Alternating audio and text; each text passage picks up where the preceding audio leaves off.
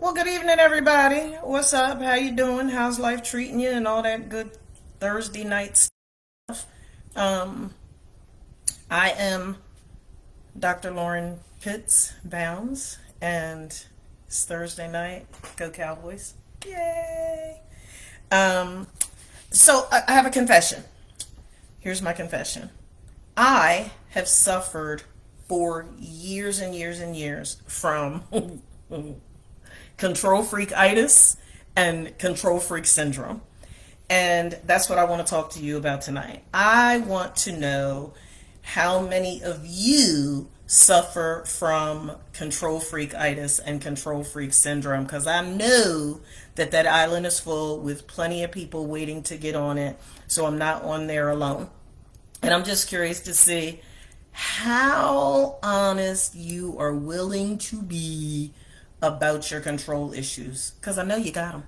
I absolutely, positively, on all the levels, I know you have control issues. But the question is, why? Why do we have issues with control? Why do we feel the need that everything has to be our way, and the I's have to be dotted and the T's have to be crossed, and the perfectionism kicks in, and all of these things? Well, I'm so glad you asked. Let's talk about it, shall we? Could it be that perhaps, just maybe, you have some unresolved childhood or adult trauma that has resulted in you convincing yourself that the way to avoid that pain, because folk tend to treat their negative emotional experiences like domestic terrorists, that you feel like if you control everything, somehow that is going to equate you not having to experience the emotional pain that comes with life. The reality of it is that life is full of peaks and valleys and ebbs and flows, and some of those peaks and valleys and ebbs and flows are going to have emotional pain and emotionally painful experiences that come with them. And as old a cliche as it is, there is truth in it's not what happens to us in life that dictates our success or failure. That's our response to it. So my question to you is, are you responding to the threat of emotionally painful experiences by trying to control everything and everybody in your life? And do you understand that part of the problem of being a control freak is that, Captain Obvious, you cannot control everything and everybody. It's humanly impossible. I would actually argue that your efforts to try to control everything and everybody plenty of times is going to result in you having the actual painful experience that you were trying to avoid in the first place. Because just like you don't want to be controlled, manipulated, dominated, who does? Nobody wants to deal with somebody trying to control their every move. Nobody wants to have to deal with all of the anxiety and the stress and the strain that comes from somebody trying to control you all the time. At some point in time, you have to be willing to deal with those underlying issues, those antecedents, if you will, that have resulted in you being this controlling, overbearing, domineering person that's determined to have things your way. And oh, by the way, the slightest little variation, the moment that things don't go your way, you're going crazy on folks. You're discombobulated, you're dysregulated, you're screaming and yelling and hooping and hollering and throwing a fit. You're in a foul mood. You're just acting really, really, really out of pocket. That's a problem, folks, and you have to be willing to take a look at it. So, what are the signs or the symptoms, if you will, that you're a control freak? I'm gonna tell you. So, let's see. Do you feel like you have to do everything yourself? Because, that's the only way that it's going to get done right. You're not even willing to delegate a little bit because somebody might mess it up, and you're the only one. I mean, you're the cream of the crop. You're the head honcho. There's just no way that anybody else in your circle could possibly do it as effectively as you do. Or do you feel like your time is more valuable or more important than other people's time? Because, your sense of urgency, it just surpasses everybody else's, and the world is going to come to an end if it doesn't get done right now. So I need right now, right now, right now, right now. Why aren't you moving? How come your sense of urgency is, you know what, you just don't have a sense of urgency at all. Just give it to me, I'll do it. And people are looking at you like you're crazy, because it's like, okay, so what's going to happen? Or is the house going to burn down? Or the kid's going to get kidnapped? Is the dog going to pass out from lack of thirst? Like, what is this catastrophic event that is going to happen if the trash doesn't get taken out right now? What is this catastrophic event that's going to happen if the bed doesn't get made, or the room doesn't get cleaned, or the vacuum cleaner doesn't get run, or if dinner doesn't get started right now? What's going to happen if you don't go get the mail from the mailbox right now? What's going to happen? My grandma used to say, stop making mountains out of molehills. Everything is not urgent. Everything is not a crisis. Everything does not warrant you having a freaking nervous breakdown because things are not going exactly the way you planned for them to. Another indication that you got control freakitis or control freak syndrome going on. Are you a perfectionist? Have y'all seen that commercial? There's a commercial about perfectionism. It's a car driving down the street, and the perfectionist is it's the exit. And the faster the car goes, the more the exit moves away. That's because perfectionism is a fallacy. None of us are perfect. None of us will ever be perfect. And your need to be perfect is going to drive you and everybody connected to you crazy. Admit the fact that you are flawed, just like all of the rest of us. We are all flawed. We all have personal deficiencies. Okay, what are we going to do about them? Are we going to work on them? Or are we going to walk around with this cognitive distortion, with these delusions of grandeur that suggest that, you know what, I am perfect. It has to be perfect. No, it has to be great. It has to be excellent. There's a difference. Perfectionism will drive you absolutely nuts. Do you constantly have to do everything yourself? Are you, I'm talking to you. I know you hear me. Or are you moody, stressed, exhausted, and oh, by the way, because you insist on being a superhero, your health is starting to fail because you won't delegate anything to anybody. I gotta do it. Because you know what? If you want, what's that old saying? If you want things done right, do them yourself. No, how about you actually take time to educate and empower those connected to you to do things with greatness and excellence. And even though it might not be done exactly the way you want it done, doesn't mean that it's not done with greatness and excellence. You have not cornered the market. None of us have. None of us have cornered the market on the epitome of greatness or the epitome of excellence. There are people who can do things well. There are people who can do things great.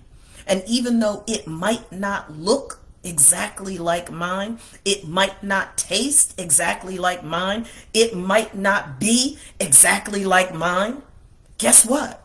That doesn't mean that it's not great. It doesn't mean that it's not excellent.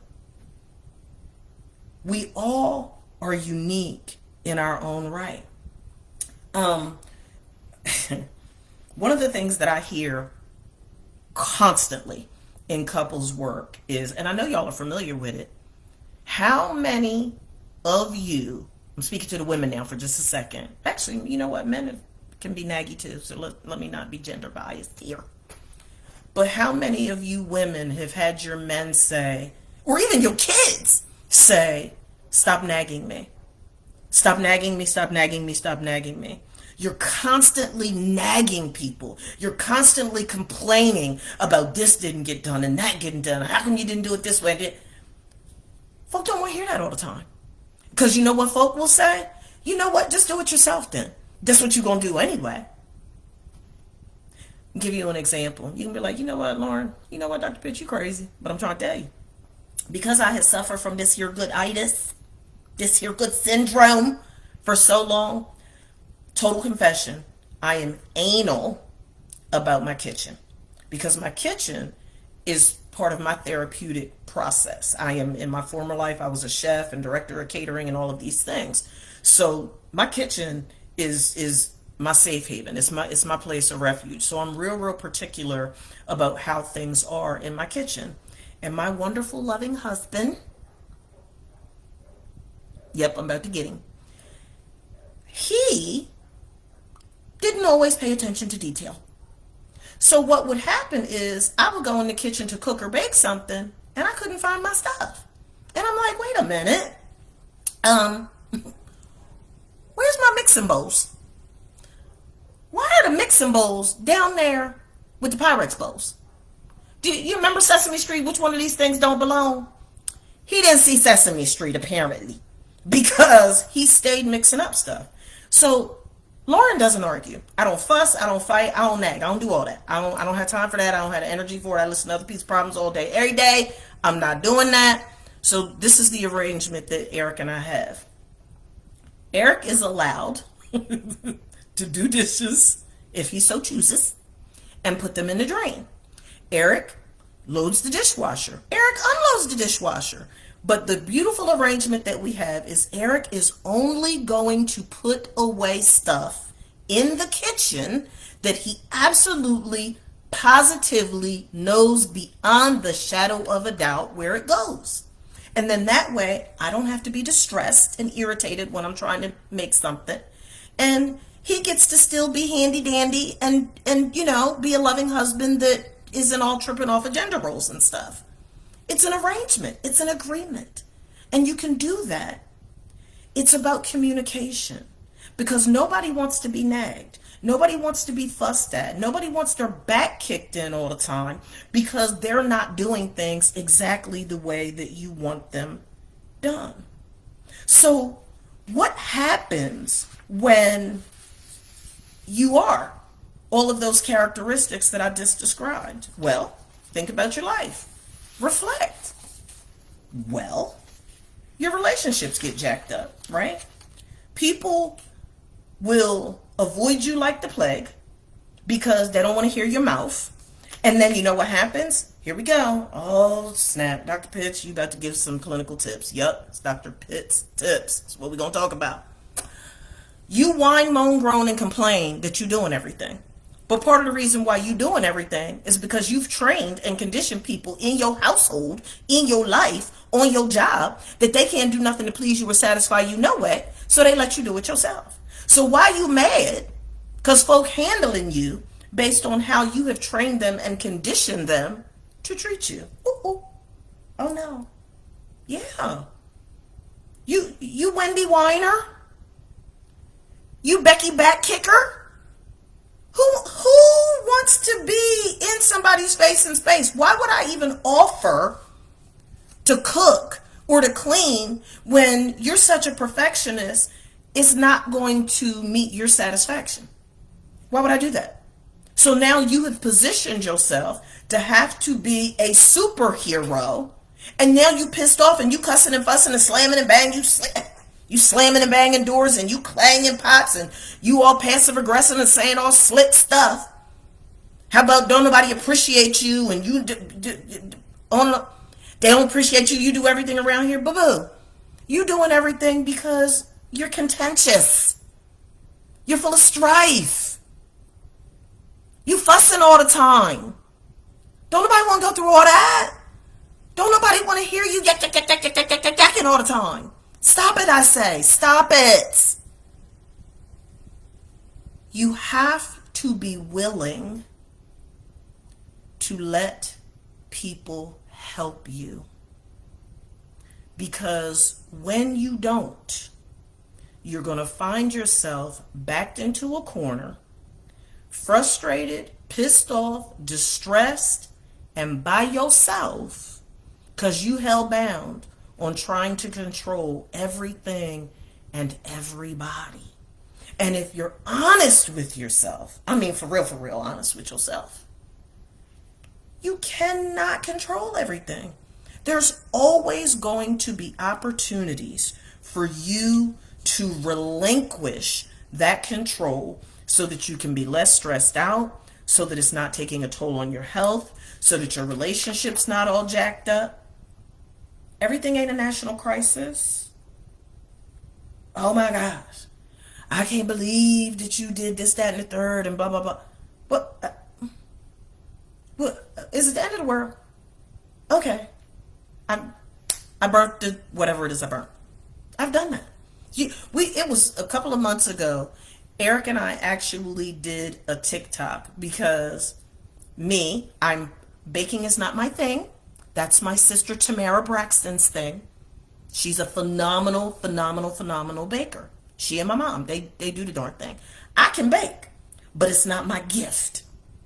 So I did what some people do when baking is not their gift. I'm not paying attention. I'm not giving it my undivided attention. I done messed up the chocolate chip cookie dough. I don't know what the heck I did. I used the wrong flour, the whole 9 yards. So Dr. Pitts, as my husband says, with my brilliant self, you know what I'm going to do? I'm going to take this dough and I'm going to put it in the garbage disposal. He said, babe, don't do that. Don't do that. I said, okay. And as soon as he left to go to the store, guess what I did? I put it down the garbage disposal. Garbage disposal said, oh crap. I done broke that. Now I got to tell him, remember when you had said don't do it? And I did it anyway because I'm a consequence kid. Well, that's what I did. And I broke it. And yep, is right. I broke it, or so I thought. And because he's patient with me, he didn't flip out about the fact that he came home and there was chocolate chip cookie dough, water backed up in the sink. It was just a whole freaking mess. Circumstances beyond our control? Maybe. All depends on who you ask. But it meant that it had to be fixed. I'll give you another example because I'm a human therapist married to a human being. I don't like surprises. That's part of my control freakitis. It's part of my control freak syndrome. I don't like surprises because too many surprises in my life have resulted in what? Emotional pain. So I have said to Eric since we were friends, we were kids, I don't like surprises. Don't surprise me. Not even good surprises, babe. No, not even good surprises. I don't like it. I can't control them. Because, when people surprise you, that means they're in control. Don't do that. Don't do that. I don't want to do that. So I go out of town for my birthday for a conference. House on Fort Knox. He leaves his garage door opener in the truck. truck parked someplace else. He Ubers home. I'm sitting in the conference, and the alarm system on my phone chimes to tell me that somebody is at the front door. Person detected. Ding dong. Well, who's the person at the front door? Eric. What are you doing there? I was trying to surprise you. Surprise! I'm not home. You wasn't supposed to be here for at least a couple days. What's going on? Why are you here? My control-itis kicked in. My control freak syndrome kicked in. And I'm pissed. Because I'm at a conference. I'm about to hear Emmett Smith and Cheryl Swoop speak. I've been waiting for this conference for months. And I'm there. And I'm 2 hours away. And guess what happened? He had to call a locksmith so that he could get in the house. To the tune of $270. And my control freak self said, I know this Negro didn't just pull $270 from Babe's birthday account. And we supposed to be going out and doing stuff. Oh, I was hot. My head almost popped smooth off. But what had happened was, my daddy said, you gonna need to calm down, because you can't control everything, and let it go. I don't want to let it go, because I told him I don't like surprises. And why he ain't listen anyway? My daddy said it's gonna be okay. But daddy, what is it he ain't understand about the fact that I don't baby, let it go. But daddy, let it go. And when I made the decision to relinquish the control to him and the locksmith, and he had to pay $270, I let it go, and I was able to regain my composure, to release the stress, to not damage my marriage because I lost my mind and flipped out and acted crazy and all that stuff. I didn't do any of that. He is, you know what? He didn't even know I was feeling all that because I didn't tell him. I didn't take it out on him. It was my junk. And that's what I'm saying to you. If you're a control freak and you feel like you got to control all this stuff, much of which is beyond your control, you're projecting and transferring your junk onto your partner, onto your kids, onto your co-workers, onto your employees, onto the people at the grocery store. Because confession, is that my third confession, fourth confession? I got a confessional. Eric clowns me all the time because my control freak kicks in the grocery store when the lines were really, really long, which is why I don't go to the grocery store anymore, because the very first time he ever saw me do it,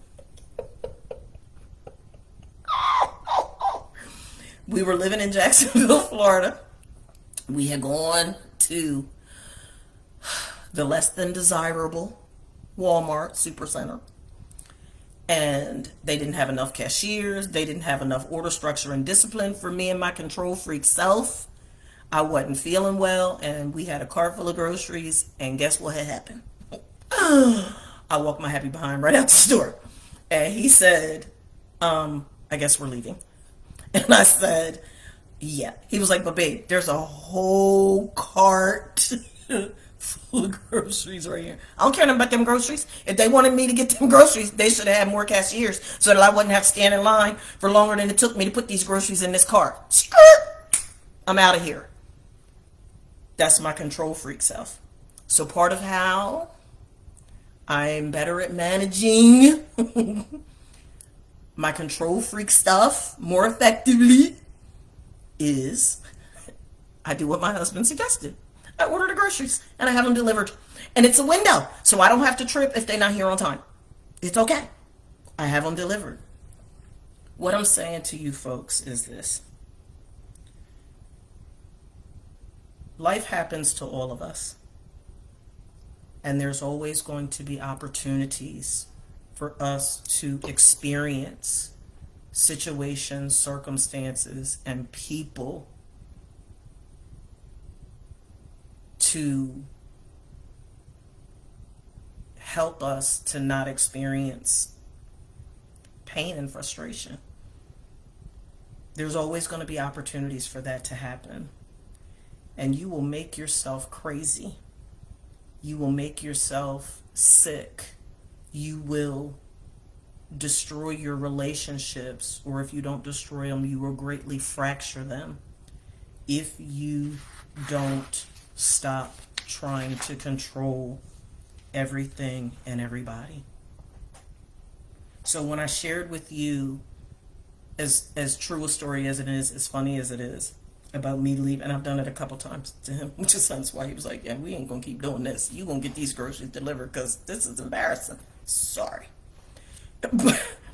But me walking smooth out the store is Lauren pausing and taking a break because, and I've said this before, I'm a human therapist that has personal deficiencies and human fallacies and imperfections just like everybody else, and my evil twin is nuts. That chick is crazy. She's had a lot of trauma and she's been dealing with it, but I gotta keep her locked up. I keep her, and you can't feed her after 6 o'clock because she don't know how to act. So I have to keep her tame. So I have to know me. And I've done an exorbitant amount of self-work over the years to get to know the authentic Lauren. And I'm honest with myself and all of those that I encounter personally and professionally, that there are times where things put me in a headspace that's not healthy for me, and it's not healthy for those with whom I'm interacting.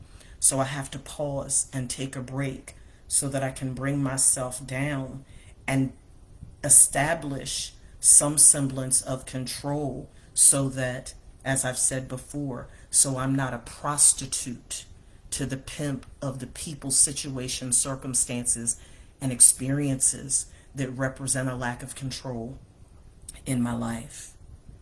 I'm very, very big on perspective. I'm very, very big on challenging thinking so that I can be honest as, Lauren, is that a cognitive distortion? Is that perspective of the situation accurate? Folks, when you change the way you look at things, the way things look will change. You have to try to change your perspective of the situations and circumstances. Only deliberately and intentionally take control of the things that you actually can control. Which, let me be the bearer of bad news, it's not going to be people. You can't control nobody but yourself. That self-control and that self-discipline is yours and yours alone to manage. And you have to own it, and you have to be responsible and accountable for it. And you have to be confident in your decisions.